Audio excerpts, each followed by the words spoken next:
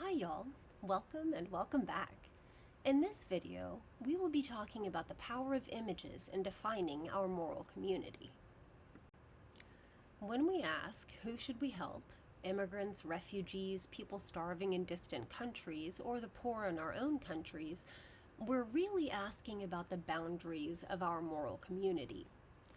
In his article, Who Counts? Images Shape Our Moral Community, William Spohn argues that these boundaries are not fixed by reason alone. Instead, they're often shaped and sometimes narrowed by the images and metaphors we carry in our minds. In this video, we'll explore his ideas about how these images work and how they influence who counts for us morally. The moral community is the network of people and sometimes beings to whom we recognize an ethical connection, those whose needs we take into account when making decisions. For some, this community might only include close family and friends. For others, it might extend to an entire nation or even to all living things. Wherever we draw the line, the moral community shapes our sense of responsibility and who we think deserves our respect, compassion, and justice. Spohn's key insight in his article is that our moral vision is guided by images, mental pictures that focus our attention and stir our emotions. These images are not neutral. They can inspire generosity and solidarity, or they can subtly justify exclusion and even hostility. By recognizing the images that shape our thinking, we can see how our moral community has been drawn and how it might be expanded. In the 1970s, concerns about overpopulation gave rise to a striking image: Earth as a lifeboat. The idea was simple. Like a lifeboat, the planet has limited capacity. If we try to take on too many people, we risk sinking the whole vessel. This image was used to argue that we must refuse to aid some, not because they weren't suffering, but because we supposedly lack the resources to help everyone. It's an image that draws sharp boundaries around who counts. Another image from the same era was battlefield triage. On a battlefield, medics must make quick, painful choices. Who is beyond help? Who will recover without treatment? And who can be saved if given resources? Applied to global aid, this metaphor suggests that some people should simply be left without help. Spohn points out that the hidden assumption here is that we see ourselves as the medics, not the casualties.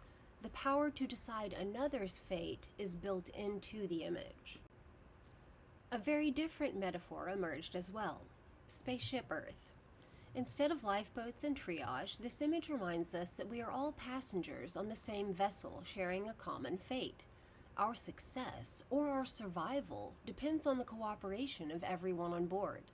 Here, the emphasis shifts from exclusion to solidarity.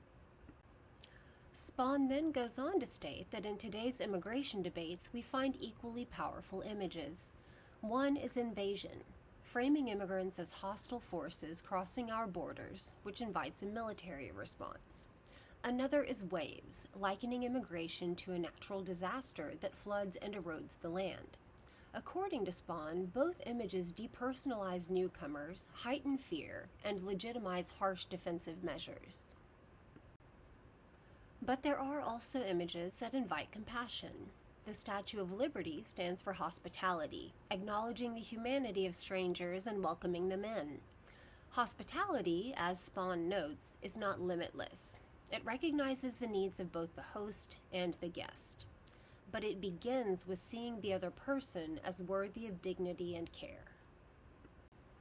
Philosophers have taken different approaches to defining who counts as part of the moral community. Peter Singer argues that distance doesn't matter. The needs of a neighbor are morally equal to those of someone 10,000 miles away. Aldo Leopold expands our moral community to include the entire biotic community, all living things and the ecosystems they depend on. Stanley Hoffman warns that equality means treating different cases differently, not pretending all situations are identical. Moral community usually begins locally: family, neighborhood, people who share our identity. Over time, it can expand outward to include those who once seemed different. Our obligations are not arranged in simple concentric circles. Instead, we belong to overlapping communities, each making legitimate claims on us. The challenge is to weigh those claims carefully, balancing our resources with our responsibilities. So, who counts for you? How do the images you carry shape the boundaries of your moral community? And what might happen if you chose different images, ones that expanded rather than contracted the circle of moral concern? All right, y'all, that's all for now. If you're interested in more videos about philosophy and ethics, check out the videos posted on our channel. Thanks for watching. Have a great day.